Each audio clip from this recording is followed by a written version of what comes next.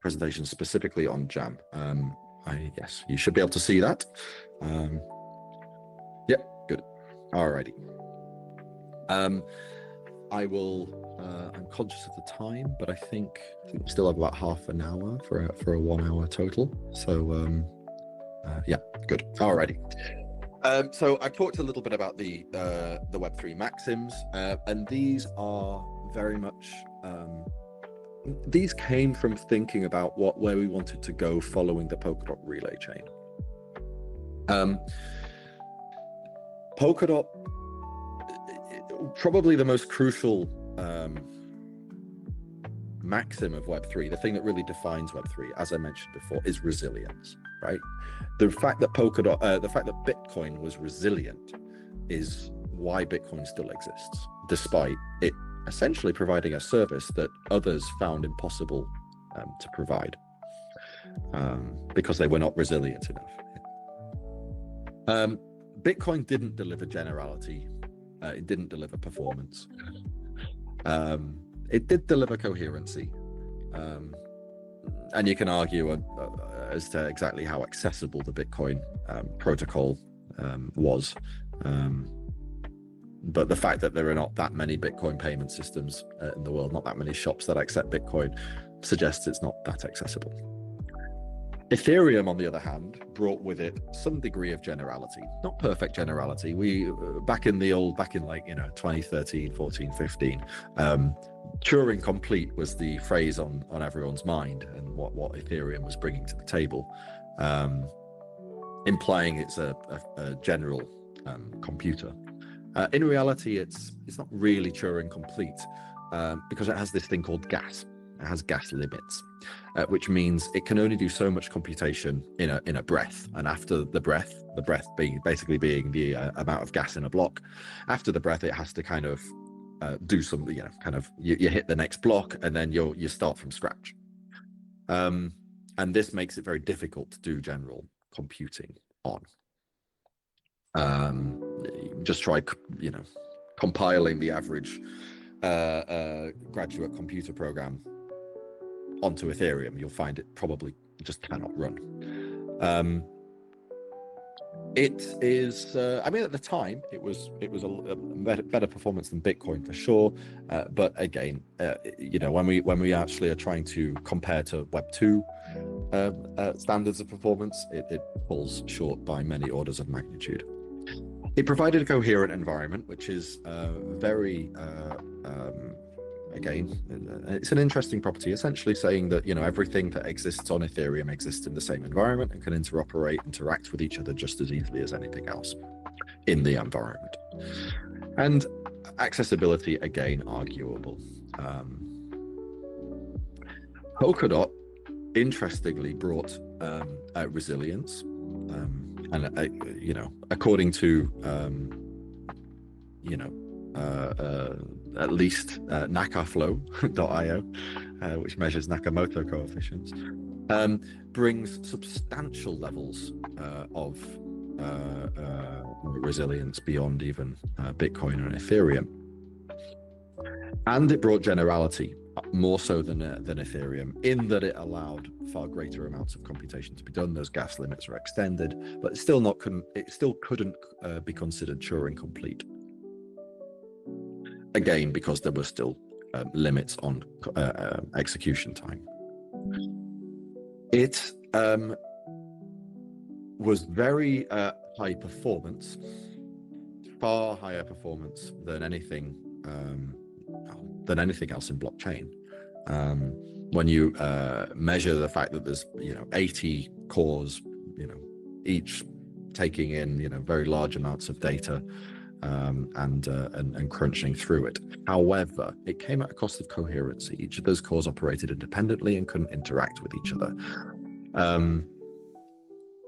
This was the key issue in my mind with Polkadot. And accessibility, again, it's like questionable whether it's probably fair to say that at least initially accessibility to Polkadot was was compromised by the fact that there was little block space available if you were not like a big parachain team, if you couldn't get crowdfunding and so forth. That block space was just less accessible. There was less of an open market. Now that has changed in recent in the last year with the introduction of agile core time, and coherency has steadily been improved with improvements to XCM. But still, we are in a position where coherency isn't of the same level as it would be in a purely synchronous smart contract environment, like what Ethereum L1 does. It's just that in some sense it's dramatically made up for in orders of magnitude improved performance. Now it turns out that coherence, or synchrony, which is the essentially I'm using as interchangeable terms here, is antagonistic with size. As a system grows, it kind of necessarily becomes less coherent or less synchronous. And we see this manifest itself all over the place in the world. One of the ways that it manifests itself is with CPUs. So CPUs are these days multi-core, as we know. They have many different cores. They do lots of things all at the same time, and in part this is because they hit a scaling ceiling. Couldn't scale the CPUs any further. They couldn't make them faster. And you can't. The need to have multiple cores that operate essentially independently became a necessity to draw additional scale or performance from them, scale of computation from them. Essentially, you have to scale out horizontally when you're unable to scale out vertically anymore. Now, I'll go into this a little bit more in the grey paper, but I probably have to get on with the presentation. So, what's the approach with JAM? There's a few things that we're doing differently this time with JAM. The first one is we start with a specification, the grey paper, as opposed to having an implementation first, which is what we did with Polkadot. Furthermore, we offer a prize for implementation teams that can implement the grey paper, rather than having a reference implementation.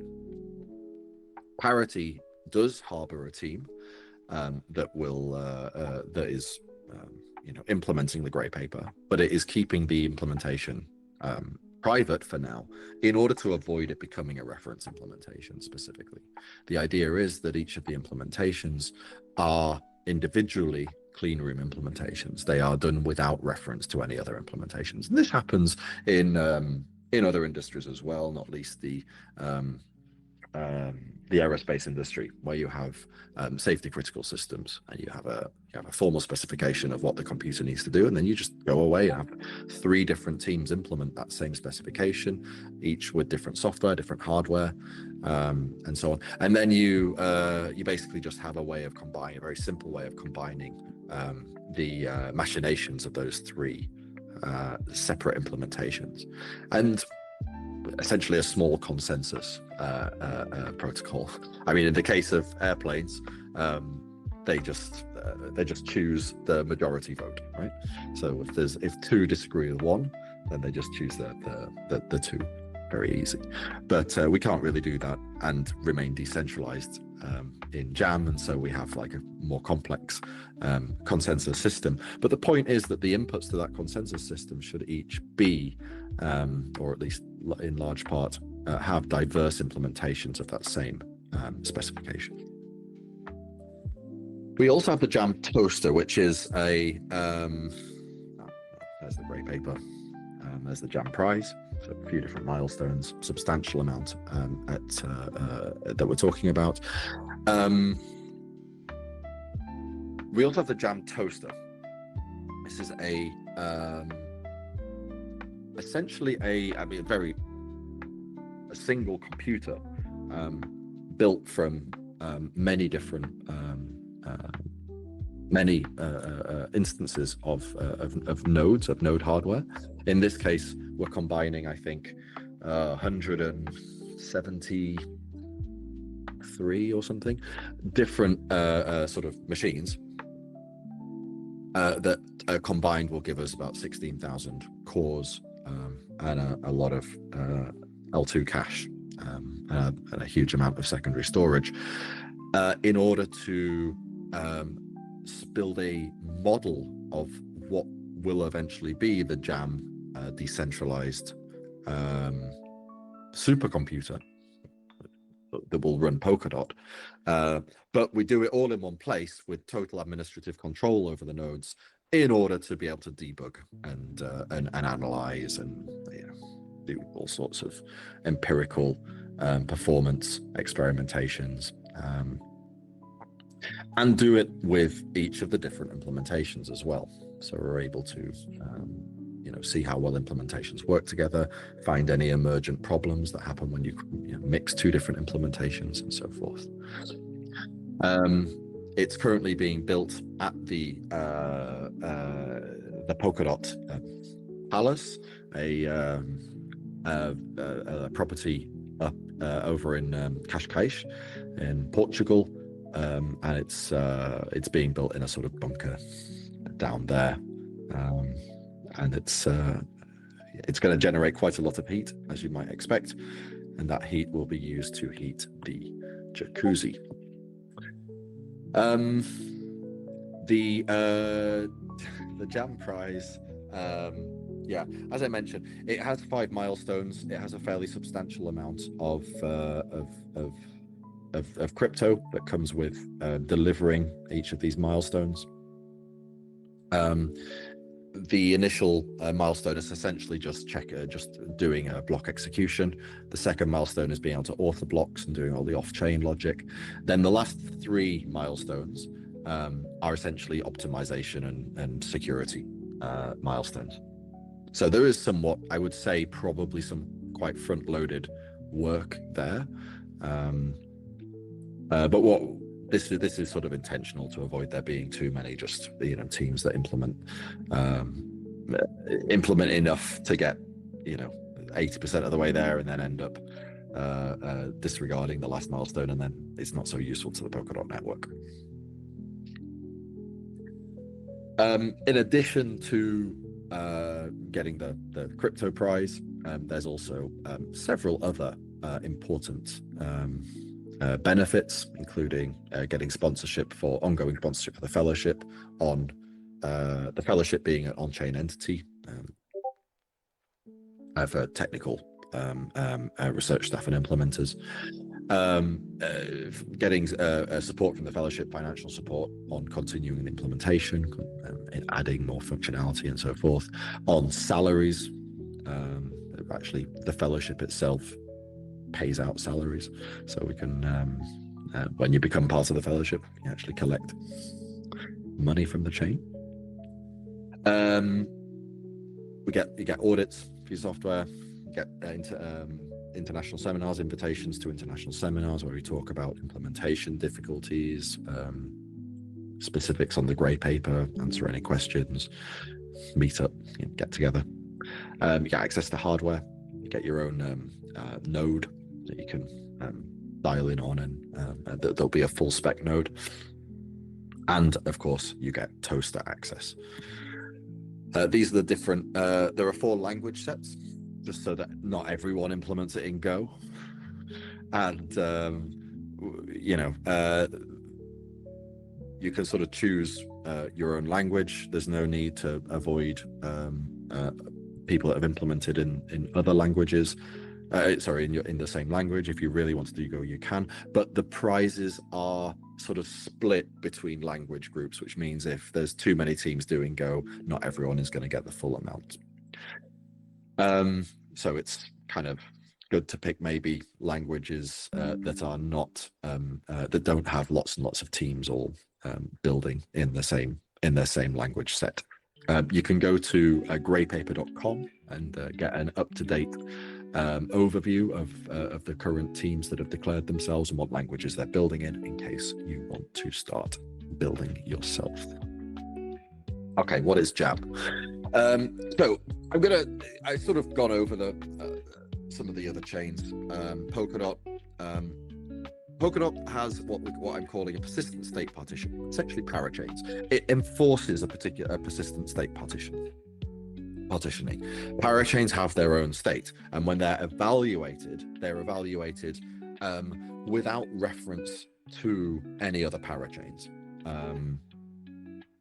When they are accumulated, or when the chain is finalized, when this sort of evaluation gets sort of enacted on the main Polkadot chain, and the parachain gets moved forward, it has very specific rules for moving parachains forward. Those are the rules that we've coded onto the relay chain, and they really do enforce this persistent state partitioning, because it's what Polkadot was made for, securing parachains. There are also, or there have been in the past, high barriers to entry. That's something that has changed in the last 12 months with, as I say, agile core time. But there are still somewhat higher barriers to entry than, for example, with a smart contract environment. You still have to do benchmarking. You have to learn all sorts of sort of things about how to use the Polkadot SDK in creating blockchain on-chain logic. It's harder to deploy a network than it is a smart contract. So there are higher barriers to entry when we are talking about developing and deploying a parachain. Now, of course, there's a lot of benefits that you get from that over doing a smart contract, but this is about understanding the disadvantages. So if we move to Ethereum, I'm talking primarily about Ethereum L1, but to some extent L2. Ethereum is costly. Like it's got very limited scale, and with a burgeoning ecosystem, inevitably low supply, high demand, cost rises, has to. It's slow, doesn't do very much computation per block. Blocks are currently 15 seconds. And even if it reduces to, say, 12 seconds, it's still going to be very slow. Now, when we bring in the concept of Ethereum plus L2s, and this is a narrative that is constantly changing in the Ethereum ecosystem, because it really can't make its mind up about anything. We see a very patchy environment for deploying code into the Ethereum L2 system. We see bridges that are not all very good, necessarily different levels of quality. We see different block times. We see different technologies being used, different security guarantees, different interoperability standards, different formats, and it's essentially choosing one L2 means that you haven't chosen another L2. You kind of have to pick your network, and you kind of get you get some degree of Ethereum alignment and compatibility, but considering it as a scalable version of what the Ethereum L1 product was, you'd be very much mistaken. It's also somewhat centralizing when we talk about co-sequencers or ZK L2s. There are the L2 environment, and oftentimes the L2 technology stack is really, to a large extent, in many cases, dispenses with Web3 maxims, and it does just what happens to work on Ethereum. And if those maxims get in the way, then shoulders are shrugged, and it's basically the can is kicked down the line, and something is implemented and delivered that kind of works for them at that point. Bridge chain. So Cosmos is probably the best example of bridge chain network. They're insecure. They don't have shared security, which means each chain basically has to provide its own security. And as soon as you combine this with cause and effect between chains, you end up with the potential for a weak chain to interfere or compromise a stronger chain's security. Now, of course, you can say, well, we'll just do we'll use the same validators of the most secure Cosmos chain to validate all the other Cosmos chains for a fee. And it's like, well, yeah, but then that fee has to be fairly substantial, or your economics break down. Essentially, you're now paying validators to be responsible for the security of many different chains, rather than one. It also suffers, and this is the problem, to be clear, that Polkadot solved with the ELVS protocol, like actually having low-cost security. It also suffers from the same thing that Polkadot does, which is persistent state partition. Each of the chains have their own state, which means they can only interact through essentially messages, right? Small messages. Now you can have oracleization if you can somehow share, state roots between it. There are ways of sort of working around this, but to a large extent, the thing that is the chains that the technology set supports as it stands, it's all going to be persistent state partitioning, and this massively reduces the level of interactions that you can do between chains. The concept of synchronous composability is thrown out of the window. You got chains that basically soup up the original Ethereum L1 concept of a single shared execution environment for smart contracts, and they do so with various optimizations, both at the node level and at the network level, and through increasing the requirements on each node. This results in a high degree of centralization bias. Nodes generally are better to be co-located because you need to make sure that latencies are low and bandwidth is high in order for them to share all of the data that's coming into the network.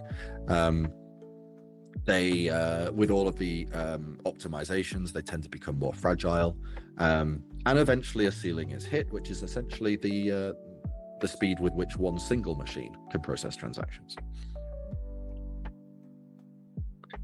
So what does JAM do? Well, JAM fulfills each of those 5 maxims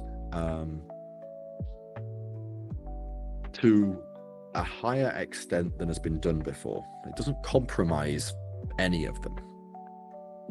It presents a computational resource, a decentralized computational resource, one that's in line with Web3, that is generally coherent.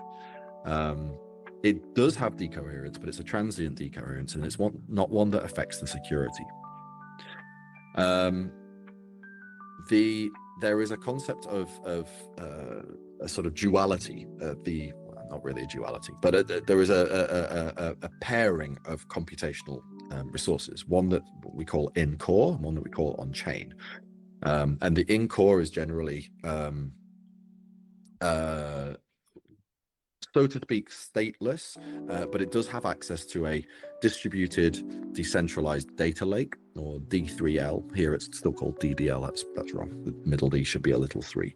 And then separately, we have this synchronous on-chain portion of compute, and these two are linked. You can pass data from the core onto the chain, and with a little bit of faff on-chain back into the core. And that's the basis of how we remain coherent while still providing, huge amounts of scale performance. The distributed decentralized data lake can be used for sharing data between these computational cores. And there's also a sort of static data lookup facility that's more expensive than using the distributed data lake. Now, how many cores are there? Well, it's projected to be 341 cores, which is 1,024 validators divided by 3 validators per core. These rollups are Turing complete, right? In the Ethereum world, these things are called rollups. Unfortunately, in the Ethereum world, you're going to find that rollups is used for 2 different things, of which we actually mean the less commonly used thing for. Rollups can be used for the general, if you like, compression of computation, or taking a lot of computation and compressing it into a smaller amount of computation. Another thing that they can be used for is doing that, but doing it specifically for another blockchain. So you're taking one blockchain and you're kind of compressing it into the security environment of another lower layer blockchain. So we see L2s, and generally L2s are blockchains. I think only entirely L2s are blockchains. Generally, they're Ethereum style EVM blockchains, and their computation is compressed into the Ethereum L1. I think there are one or two examples of non-Ethereum L2 blockchains, but I think they are primarily blockchains. And Ethereum L1 in this can be viewed as, at least when it's doing this job, as a sort of roll-up reactor, or a place where you can take all of these different L2s that have been kind of rolled up, reacted together. Now, Polkadot, interestingly, it's not really a reactor environment, or at least it's like a kind of hard-coded fixed function reactor environment, in that it takes the different roll-ups, the parachains, and sort of brings them together, but they can't really do very much other than exchange messages between each other. You can't, for example, put a smart contract onto the Polkadot relay chain and expect it to be able to interact with the outcomes of rollups. With JAM, you can. JAM is a Turing complete rollup reactor. Rollups, as I say, they have common access to the distributed data lake. This is reformulating what I've just said in Ethereum terms. Unless you're very familiar with Ethereum, this you don't really need to know this. But putting it into these terms can really help make what JAM does understood to an audience that is really used to Ethereum language and Ethereum terminology.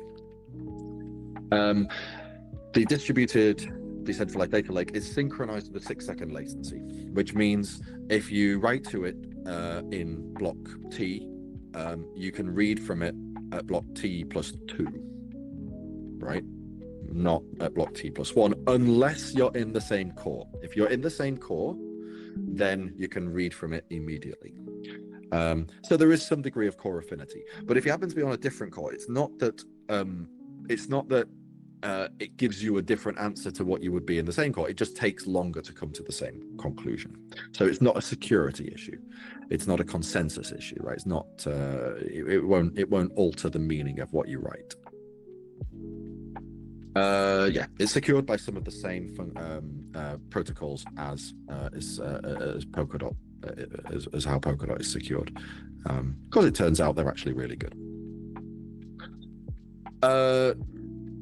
So we can think of the join accumulate machine, or JAM, as a sort of big outer amount of computation or computational resource, which allows for transient decoherence between the cores and the reactor, and then a sort of fully coherent, fully synchronous reactor computational resource in the middle that draws its data just from the outside, from the cores on the outside. And this sort of amounts, the sort of numbers that we're talking about, it's as a whole, JAM is a sort of 341 core CPU, 682 megabytes per second. So each core has 2 megabytes per second, and a total of 1.6 petabytes in this distributed decentralized data lake. So huge amounts of storage for a blockchain.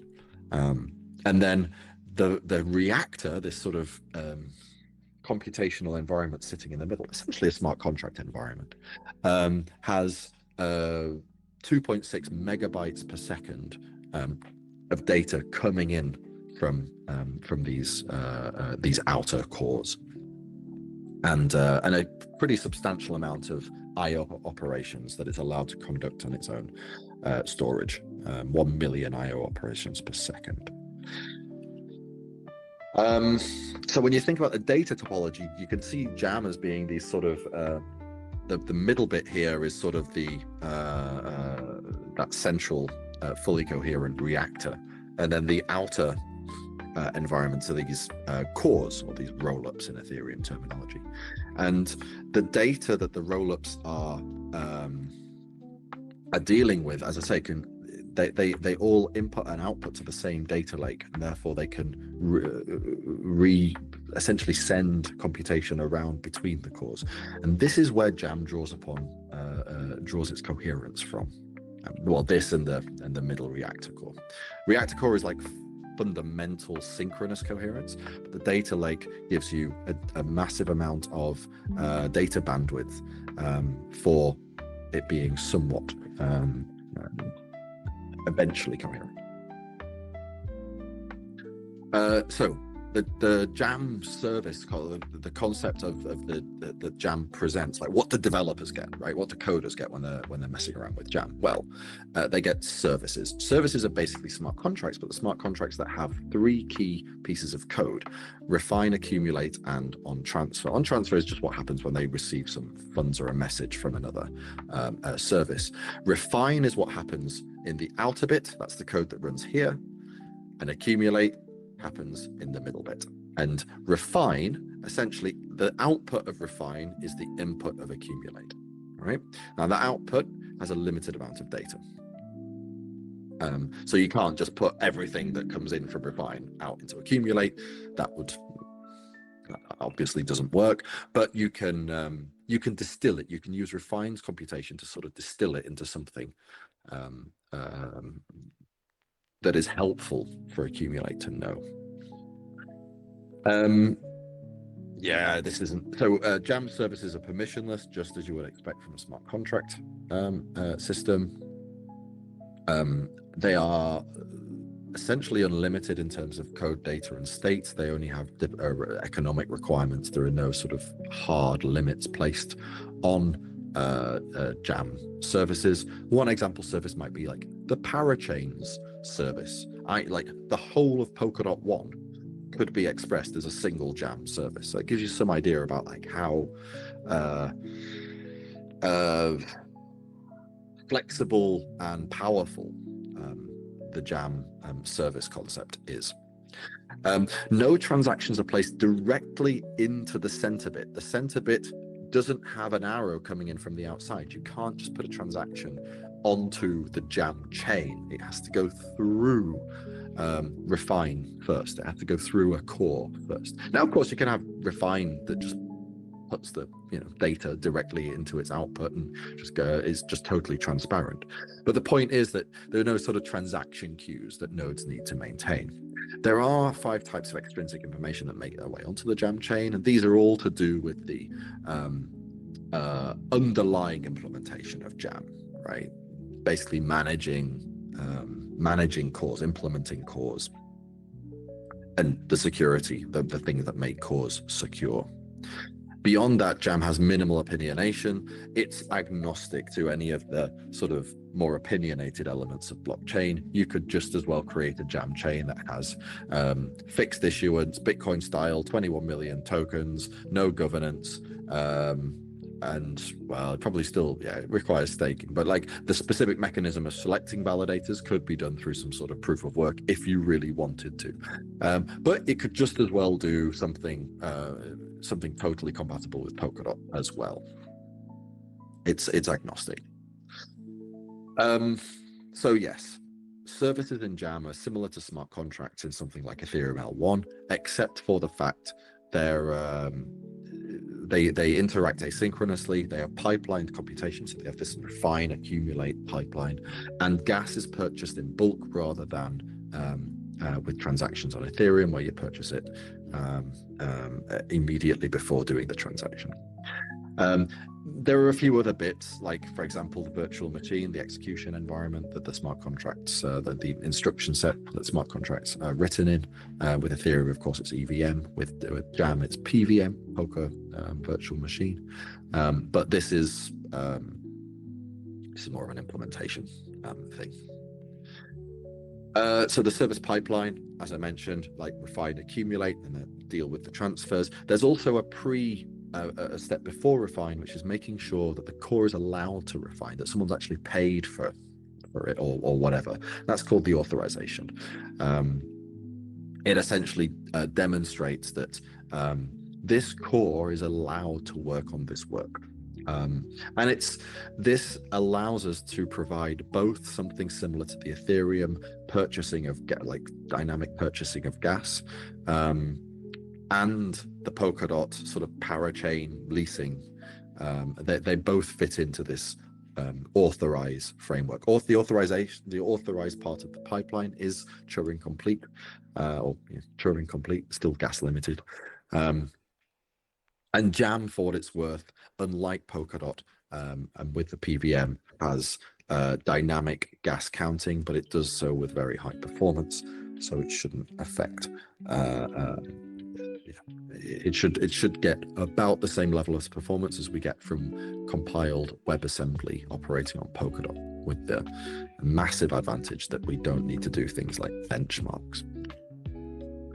So numbers again, Refine is going to execute for about 5 seconds of PVM gas, which works out to probably being between 2 and 2.5 seconds of native execution. And yeah, I mean at like native compiled speeds.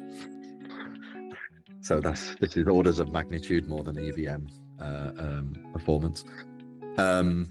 Yields up to 48K of data that goes into accumulate, and it accepts or it can draw from the distributed dynamic data lake up to 12 megs of data. You can sort of use both extrinsic information, so you can parcel up information, put it into Refine, or you can have Refine take from the data lake, or any combination, but it has to add up to 12 megabytes. So it's only got 2 megabytes per second of bandwidth from things that are external to the core.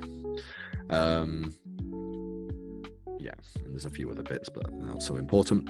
Accumulate, as I've said, accepts outputs from Refine. In fact, the outputs are joined together and given into the accumulate function, so you can choose what order per 6 seconds you interpret or accumulate or integrate the outputs from Refine in. This can be very helpful.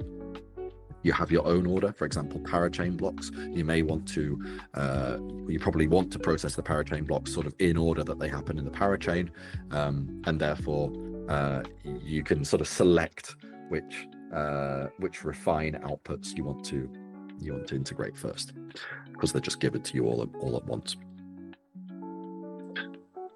Each Refine output can have essentially the Refine outputs that make their way into accumulate have an average of 10 milliseconds, because you get given them all at once. If you get, say, 10 Refine outputs, then you're going to get 100 milliseconds of PVM gas, which means, you know, you might have some left over that you can, if it takes you 5 milliseconds to process each output, that means you're going to have 50 milliseconds of left over, and you can do what you want with those 50 milliseconds. And if you return early, then those 50 milliseconds may be used for other accumulate items, other accumulate computation. Accumulate is stateful, not stateless, so you can not only read from the chain, the state, the chain state, but you can also write to it, and you can transfer funds into other, or messages into other services.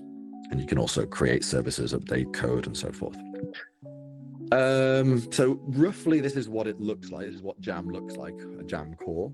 So it can take 2 megs a second, can push 2 megs a second out, and you can also put extrinsic data in instead of you know, the 2 megs in IO.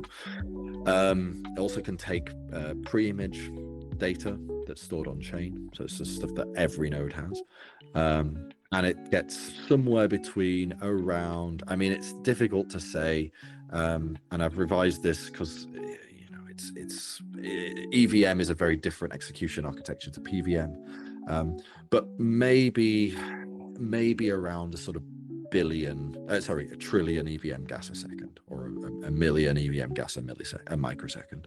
That's the sort of amounts that we're talking, which are approximately like around 1 million times as much as Ethereum can process.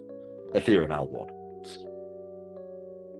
And as I say, it runs a little under 50% of native x86 speed, which is fast, and that's why you get such high amount. One of the reasons you get such high amounts, and that's yeah. So when I say a billion, I mean like over over all of the cores. So per core, around 500 to 5,000 million EVM gas. So around somewhere between 500 million and 5 billion EVM gas a second. You multiply that by 341, and that's where you get this sort of roughly a trillion EVM gas a second overall. And once you're in PVM, this 60% of native would be shared with all of the other cores coming in. So roughly in terms of EVM gas, maybe around 1.5 million EVM gas per second per core, and around 1 million accesses into the JAM on-chain state, the fully synchronous state per second. These are big numbers for what it's worth. Blah blah blah. This I don't really need to go into. Yeah, good. Right, that's it. Now, how much time am I? Can I go on for? You can go on for as long as you want to. Right. Yeah. We have actually had some questions that were sent into us beforehand, and so I can very quickly read some of those out. One of the first ones is, what is currently the most promising JAM implementation in your view, or are there any ones that you are particularly excited about? Well, we don't actually see implementations because they are they're private. They don't keep the code base open, not even for the Web3 Foundation at this stage. And to be honest, we don't really want them to. It's like there's no need for us to be able to look at the code. So I can only really talk about the questions that are asked in the implementers grey paper room, and I think I believe that the JAM, the Swift implementation, I think there's only one in Swift, that's in part done by the Akala team, is looking very promising. Apparently it passes current conformance tests, which is good. I'm also very impressed. I want to give a shout out to the which one was it? Gray Matter, I think, team. Was it Tia? Oh no, hold on. Typeberry. Yeah, the Typeberry team. So that this is a TypeScript implementation, and they're doing some really useful, really great work on making utilities for like web-based utilities for the rest of the team. There's a particularly useful one called the Grey Paper Reader, and one other that's worth maybe a shout out as well, the Jamixia team, I think, and the guy behind it, Daniel, is very active in the team. But honestly, there's quite a few, and it's a bit unfair to give than others. Fair enough. Loving the Jamixia shout out, because I think Daniel's on the call, one of our alumni, so we're very, very happy to hear that. I also have another question. Are there any anticipated weaknesses or expected challenges with JAM once fully launched? And are there any areas that we, the Polkadot community, may want to focus our efforts to mitigate?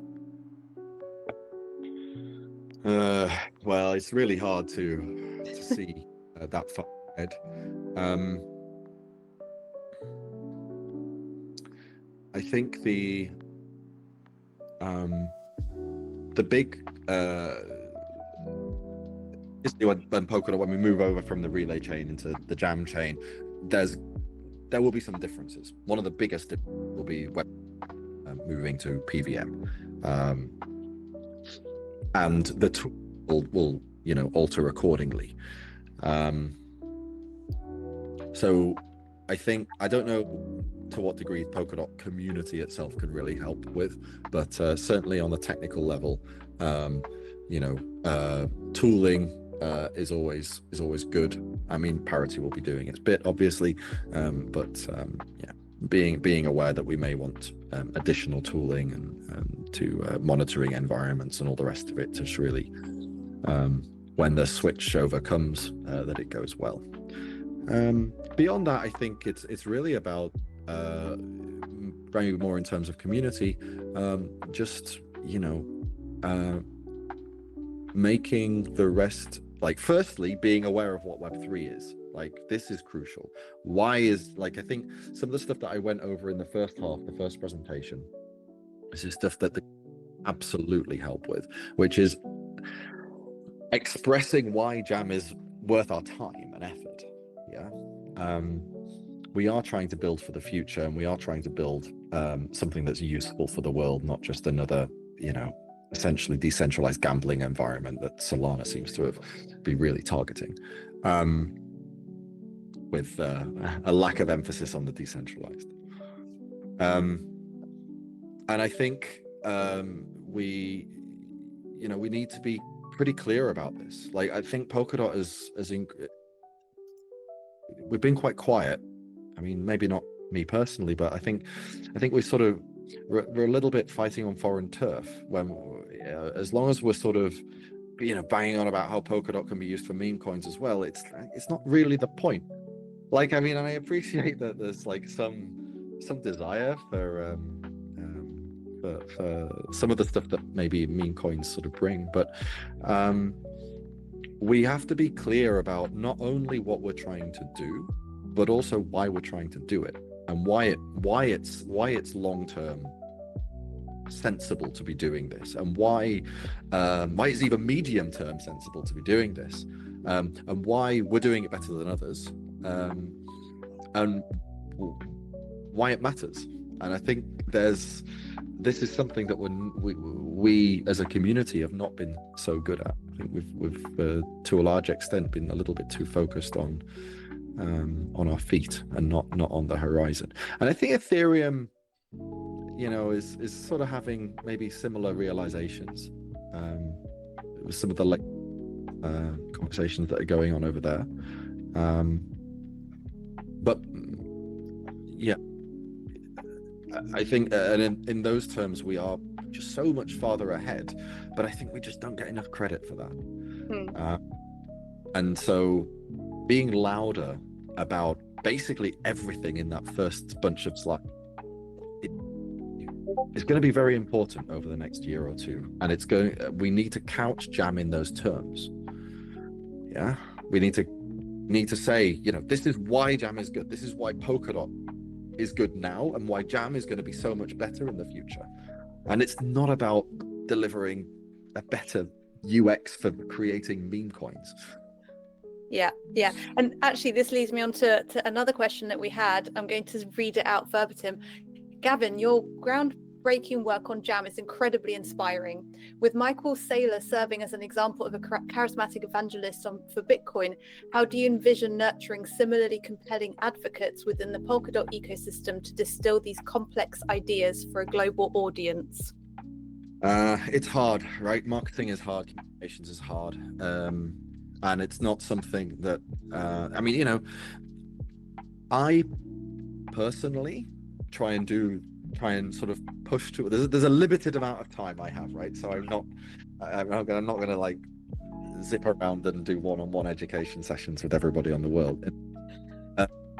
But, you know, my effort here, beyond the, you know, devising and partially implementing JAM, and writing down the protocol and overseeing the prizes, all the rest of this, is to try to fall behind a coherent narrative and express that narrative. I mean, Sean did the slides, right? These are not the first set of slides. They're not my slides, right? And Sean does some really nice slide sets, and I'm happy to, you know, pick up narratives that are that I agree with and that I think are very valuable. And in this case, you know, some of this narrative is particularly the stuff to do with like Polkadot Hub, Polkadot Cloud, which really helps contextualize JAM, and it really helps contextualize Polkadot's advantage over other chains.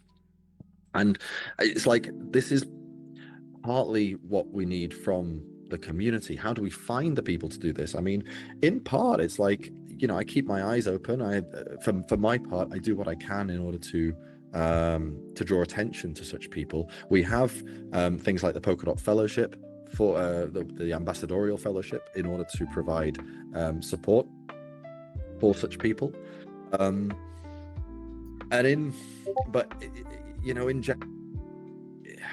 to some degree, a community effort. Like our marketing, such as it is for Polkadot, is funded decentrally from OpenGov, and so it's really the OpenGov voters, of which I'm one, of course, but there are many others, need to keep their right, or those individuals and those organizations that are capable of understanding and expressing the narrative and getting it understood by the blockchain world, the world at large. And it's not something that a single person can do, and it shouldn't be either, because single people make mistakes, right? It needs to be some that we as a community discover and develop and support, and remain ready to iterate and alter it as needed.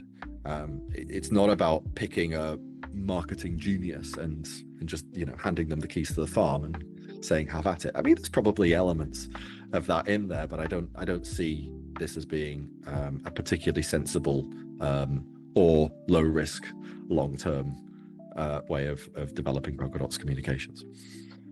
Super, thank you. And somebody did ask, actually, after JAM is implemented, what's the next thing? Is that too far in the future? No, I mean, it's something that I am thinking of. There's actually two next things, and JAM is being built with consideration towards them. There'll probably need to be some changes, so it's probably going to be, at least for one of the two things, JAM 2, it'd be some sort of upgrade for JAM that will inevitably necessitate a hard fork. But the thing after JAM is going to be mentioned more over the course of this year, is a project codenamed CorePlate, which is a means of a service that sits on JAM and delivers what might be considered the first actually Turing complete smart contract environment. So what do we mean by actually Turing complete? I mean without limits of gas on execution. So you can actually upload an infinite loop and it'll run it, and it'll just continue running it on chain, and it's like the fact that blocks are only 6 seconds, there's a block period of 6 seconds, doesn't matter. So one of the ways to demonstrate this, and something that we're building towards right now, is running Doom on chain, right, or in core, but like on JAM. So Doom just runs, and obviously Doom isn't something with block gas limits, right? It's just it's a regular video game. So outputting the Doom screens into the distributed decentralized data lake.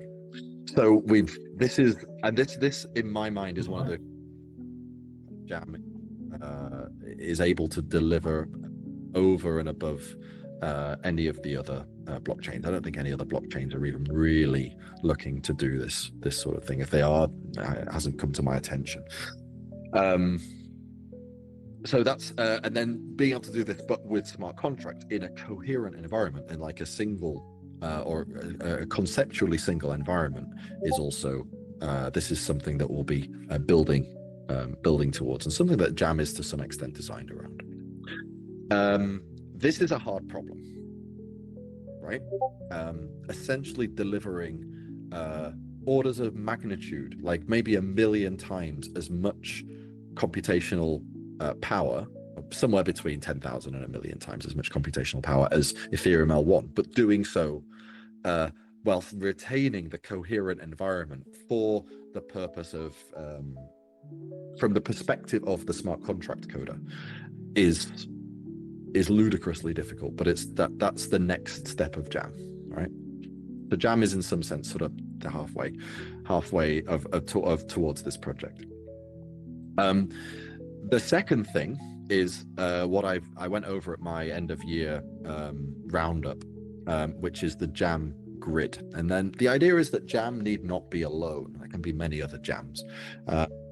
And so together, what we sort of do is we create a set of JAM, like a multitude of JAM instances, each with their own 1,000 validators.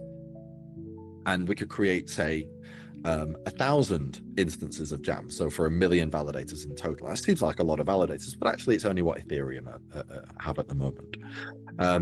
With the idea being that though each JAM is as it's independent, accumulates independently, in principle, one JAM's refine could send information into another JAM's accumulate.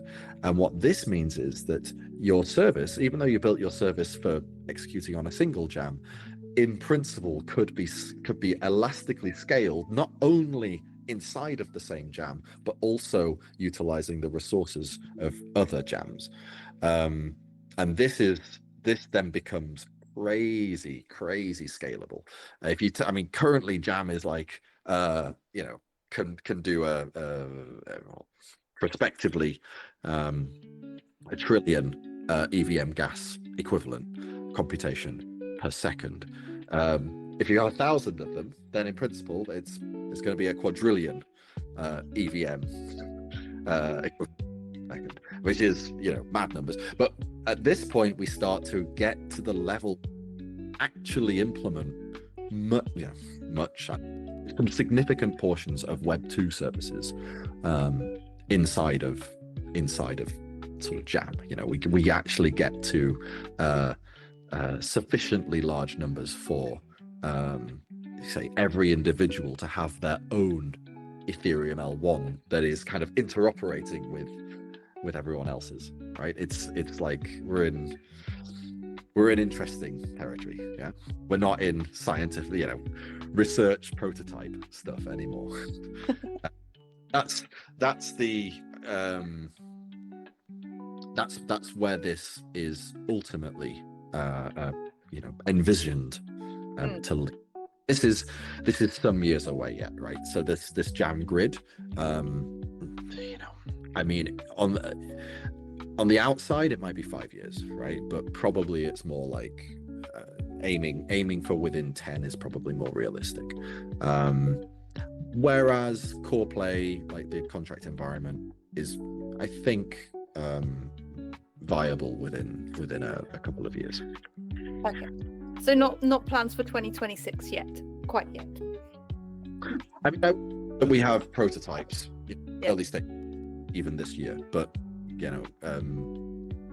actually talking about production systems, I mean, production is usually about as long as going from 0 to prototype. So it's maybe even longer. So it's like, demonstrating that it can work is a lot harder. Is a lot easier than actually making it work in the wild. I'm sure. But that gives us lots of time to have lots more alumni to start projects on it and win JAM prizes and JAM grid prizes. Right.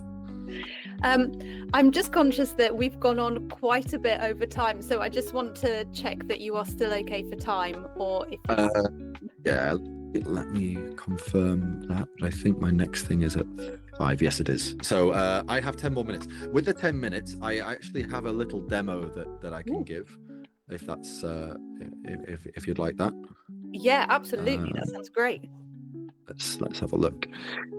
Present something else. Right. Here is a console. Is in my the PolkaJam directory. Let me first actually, what we're going to do. Right. I am going to show you a little bit of code first. How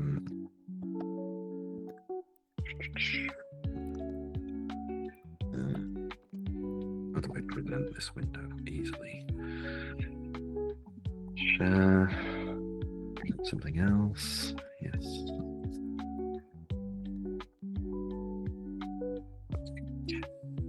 So, can you see this? Is it kind of okay, or should I make it smaller? It's quite little, but we can see it. Right, but everyone's putting their hands up, so I think we're good. Yeah. All right. Sweet. I can make it a little bit bigger. There we go. Okay, so this is an example JAM service. There's a few bits at the top that are boilerplate. So just basically saying that it's no STD, and there's a few imports there. We don't have main. So most of the code is here. This is the important bit. So we make a struct for our service. We declare it. Declare service. It's very simple. If you remember, I was saying there is refine, accumulate, and on transfer. So we have very simple implementations for these. Refine prints us a little message. This is the refine. This is just the debug message. And then it sends the payload, which is the data coming into refine, and it sticks it prepends hello onto it and concatenates them together, and then sends it on as an output into accumulate. Accumulate prints a message.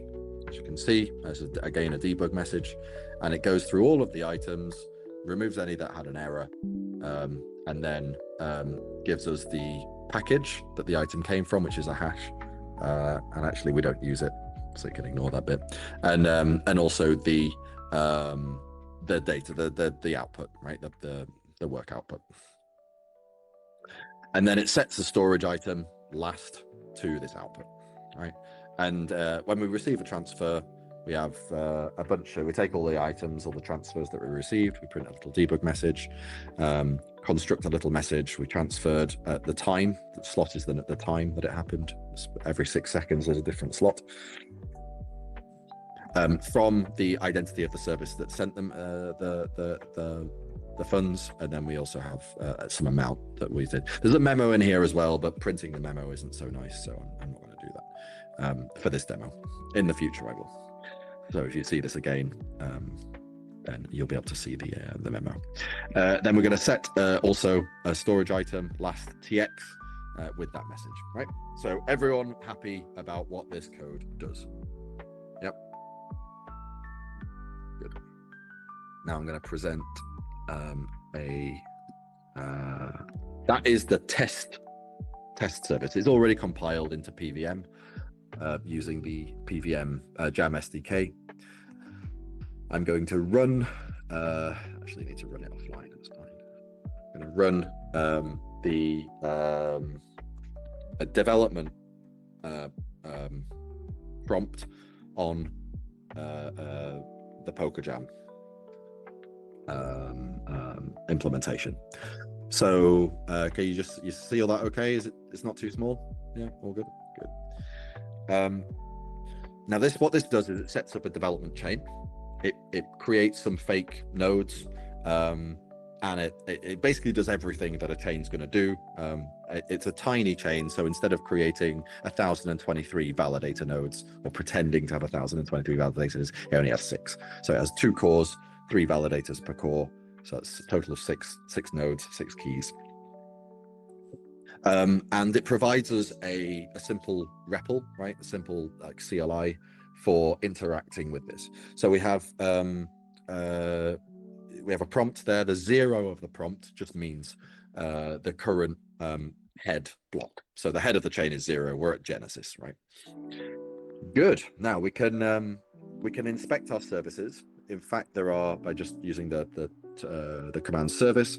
So service 0.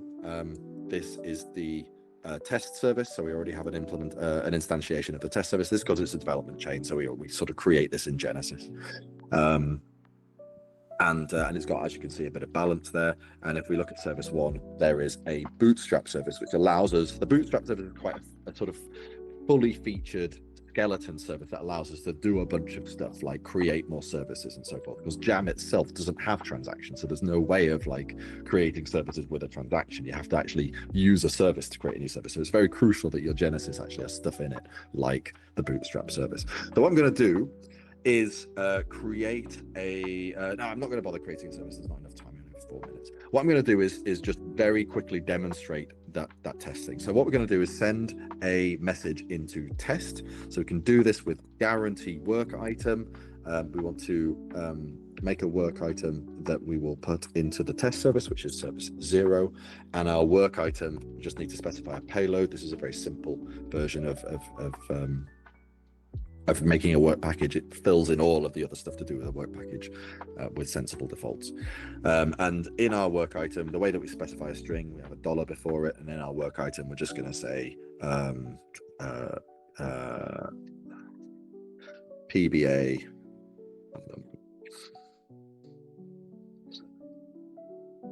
And there we go. So we've, as you can see from the thing, we go through a null authorizer. This is the authorizer part of the pipeline, and it basically just says anything goes. Anyone who sends anything into this core can, we just pass. We then get into the refine of the test service, which, if you remember, just basically prepended hello space and then sent it on into accumulate. Then the work package gets guaranteed, which basically means it gets brought in to the blockchain, and then accumulate runs. And in this case, it's found one item that it needs to accumulate, which is the output from that previous refine. So let's have a look at the last item of service 0, our test service. And there we go. We've got value, hello, PBA, alumni. Oh, it's the $1 apparently isn't needed.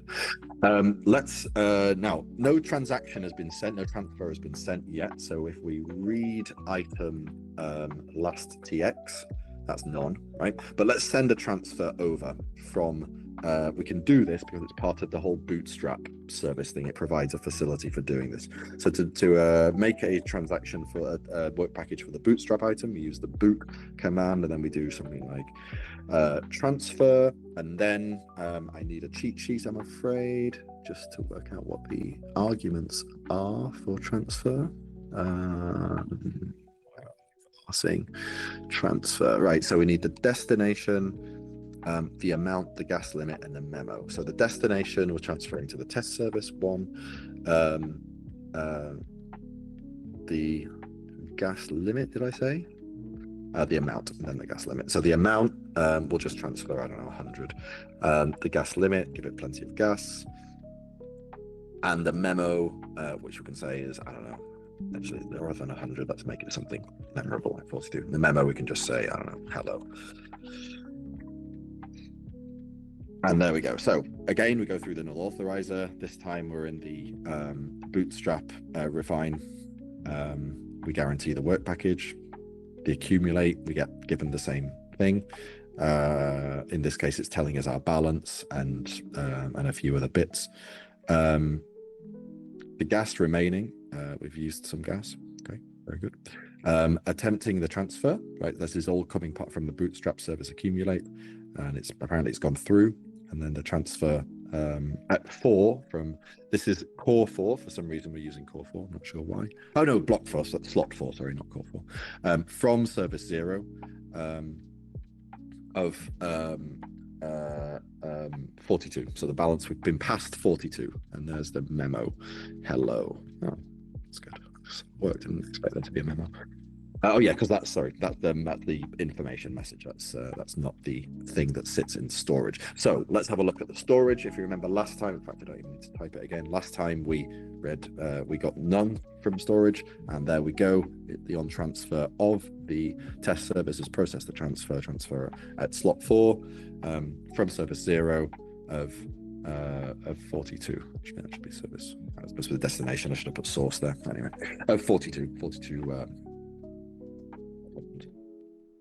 So good. That's a demonstration of JAM working. Our implementation is pretty complete, and we are hoping to be setting up demo networks in the not too distant future on the toaster.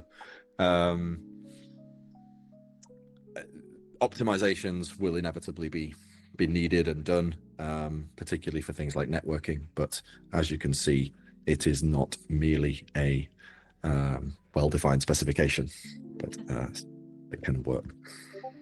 Amazing. Thank you so much for your time. And I think that's just been really wonderful. Thank you. And just a little shout out that if you would like to see the JAM lecture in real life, the JAM tour is happening. And I've just put a link in the chat if you are around around the cities that the JAM tour will be traveling to. Thank you very much. And Cheers. see you on the JAM tour. All right. Thanks a lot.